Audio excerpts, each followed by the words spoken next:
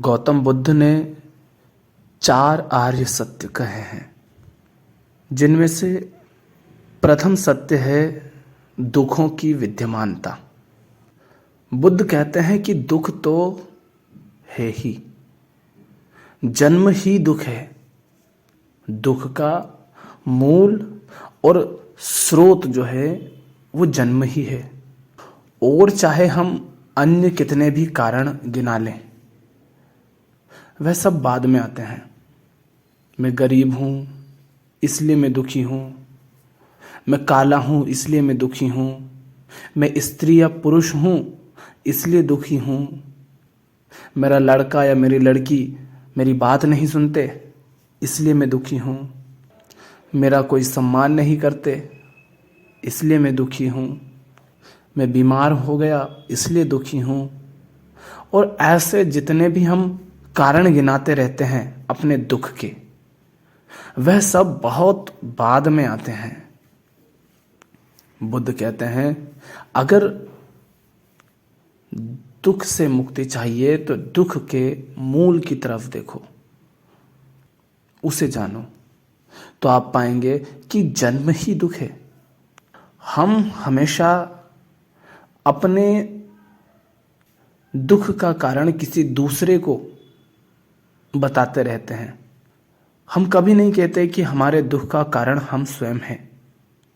हम जो हैं, हमारा होना ही हमारे दुख का कारण है। और जब तक व्यक्ति किसी भी ऐसी चीज को दुख का कारण बताएगा जो उसके दुख का कारण नहीं है, तो क्या दुख का समाधान होगा? आपको चोट लगी हो हाथ में और आप दवाई लगा रहे हो पैर में, तो क्या इससे दवाई से जो लाभ होना था वो लाभ होगा? नहीं होगा। उसी तरह जो मूल कारण है दुख का, बंधन का, उसको जानना महत्वपूर्ण होता है। तो एक बात को गांठ बांध लो, अपने दुख के लिए किसी भी तरह किसी अन्य को दोष देना बंद करो। सिर्फ मानकर नहीं, जानकर, समझकर।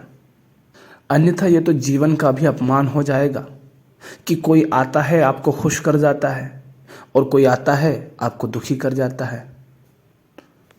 दूसरों के कुछ शब्द, कुछ व्यवहार आपको सुखी और दुखी कर देते हैं, तो आप तो जीवन का, चेतना का असम्मान कर रहे हैं, क्योंकि आप एक मशीन की भांति जी रहे हैं। वो बटन दबाता है, आप हंस लेते हैं, वो बटन दबाता है, आप रो लेते हैं। तो दूसरों के हाथ में रिमोट देना बंद करो, चाहे कितना ही दुख क्यों ना हो। दूसरे आपको परेशान कर सकते हैं, दुख पहुंचाने का प्रयास कर सकते हैं, मगर दुखी होना है नहीं होना है ये आप पर निर्भर करता है।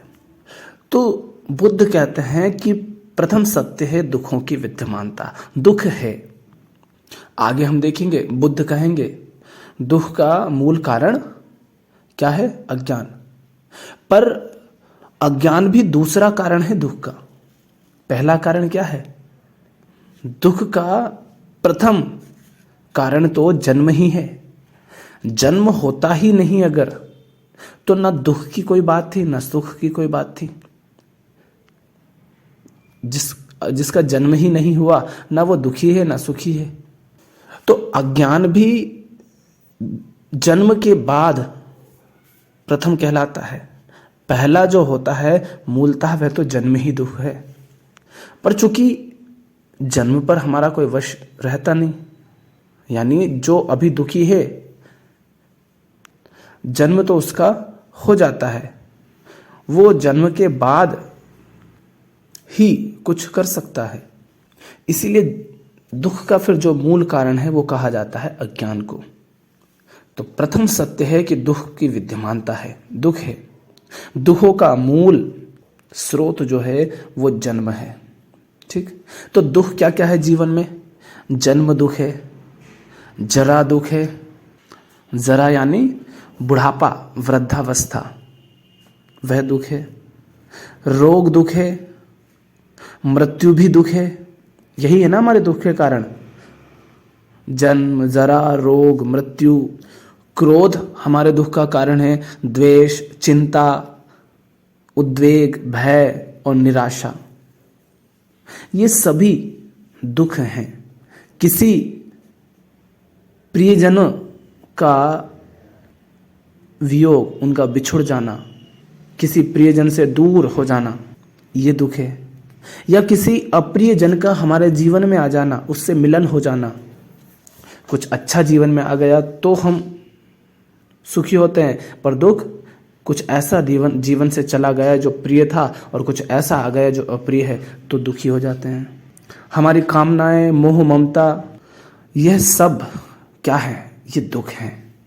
ये क्या है?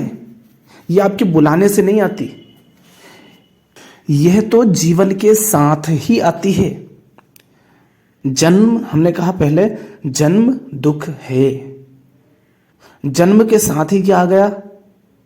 जरा माने बुढ़ापा आ गया, बूढ़े हो गए। जन्म के साथ रोग आ गए, शरीर है तो रोग होगा। जन्म के साथ मृत्यु आ गई, शरीर है तो शरीर मरेगा। और शरीर है तो शरीर के साथ ही काम, क्रोध, लोभ, मोह, ईर्ष्या, भय, चिंता सब आ जाते हैं। तो शुरुआत हुई जन्म से, और ये सब शरीर के साथ माने जन्म के साथ ही आते हैं। जन्म होता ही इनका है। काम, क्रोध, लोभ, मोह, ईर्ष्या, भय, रोग, बुढ़ापा, मृत्यु, इनका ही जन्म होता है शरीर के रूप में। तो ये क्या है? ये दुख है। बुद्ध कहते हैं दुख है, दुख की विद्यमानता है, जन्म ही दुख है। फिर दूसरा आर्य सत्य है, दुखों का मूल कारण क्या है?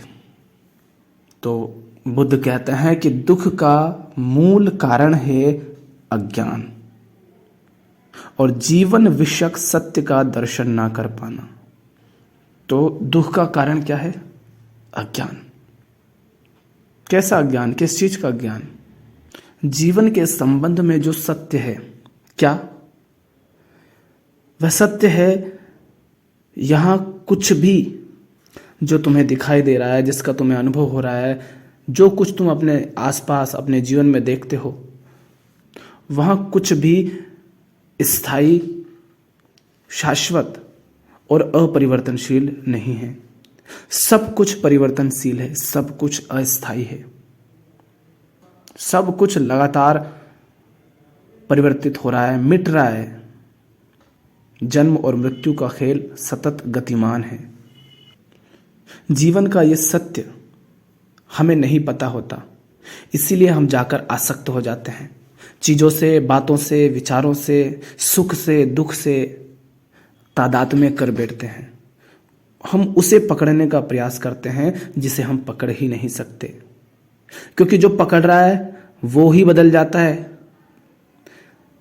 आप हो, आप कुछ पकड़ते हो, जैसे आप हो, ठीक, बहुत सरल तरीके से समझो तो आप हो और आपको कोई चीज पसंद आ गई, ठीक, लेकिन आप भी लगातार बदल रहे हो। आपका मन, आपके विचार, आपके अनुभव, आपकी पसंद नापसंद, सब कुछ लगातार उसमें सूक्ष्म तल पर परिवर्तन हो रहे हैं।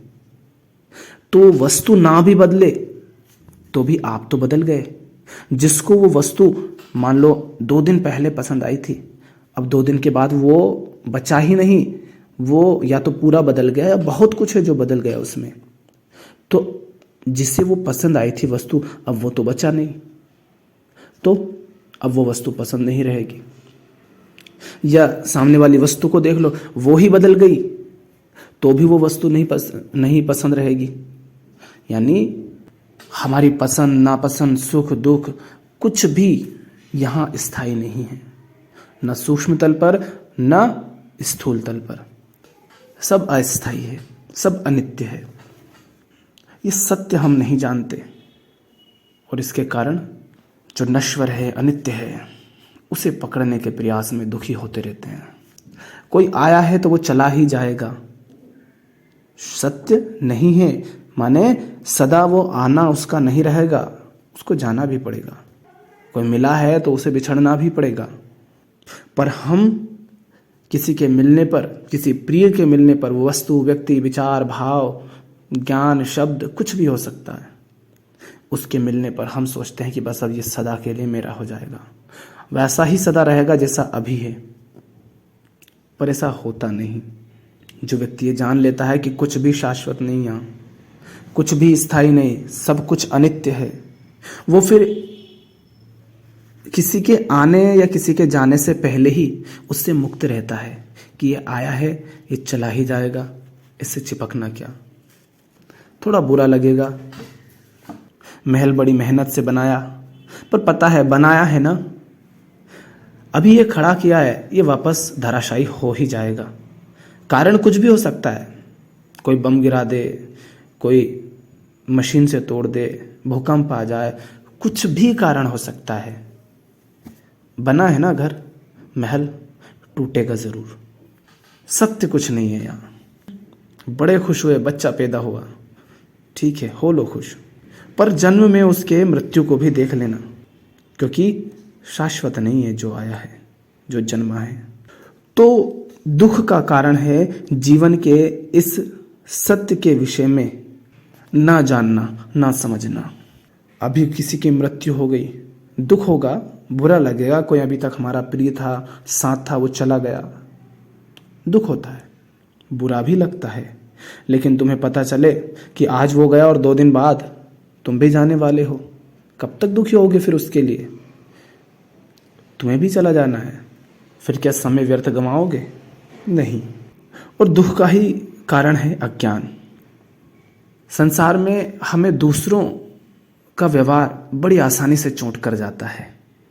किसी ने कुछ कह दिया, बुरा लग गया हमें। क्या तुम्हें पता है कि वो क्यों कर रहा है ऐसा? कई बार मैं कहता हूं कि यदि कोई व्यक्ति नशा करता है, शराबी हो, सिगरेट हो, कुछ भी, नशा माने कोई व्यक्ति जहर पी रहा है, सीधे सीधे अगर, तो यदि कोई व्यक्ति नशा कर रहा है तो भले ही वो कहता हो कि नशा गलत है, नशे से दिक्कतें होती हैं, बुराई है उसमें, भले ही वो कहता हो, पर सचमुच वो ये नहीं जानता कि नशा सचमुच उसके लिए हानिकारक है।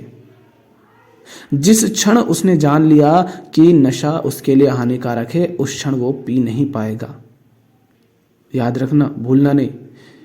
आत्महत्या भी व्यक्ति तब करता है जब उसको लगता है कि जीवन से तो आत्महत्या ही भली, उसमें ही सुख ज्यादा है, उसमें ही शांति मिलेगी। वो जीवन में जब इतना कष्ट, इतना दुख हो जाता है तो आत्महत्या भी वो जीवन से भाग कर नहीं कर रहा है, वो शांति पाने के लिए, इस कष्ट से, इस पीड़ा से मुक्ति पाने के लिए कर रहा है। तो कोई भी व्यक्ति कितना ही बुरा क्यों नहीं कर रहा है, उसके पीछे कारण सिर्फ एक है, अज्ञान। माता पिता बच्चों का भला चाहते हैं, पर जैसी दुनिया आज है हम देखते हैं तो दिखाई तो नहीं देता कि माता पिता जितने भी हैं अधिकांश ने अपने बच्चों का भला किया हो, बल्कि बच्चे उनकी बातों से, उनके व्यवहार से, उनके तानों से दबे ही रहते हैं, तनाव में रहते हैं, डरे हुए रहते हैं।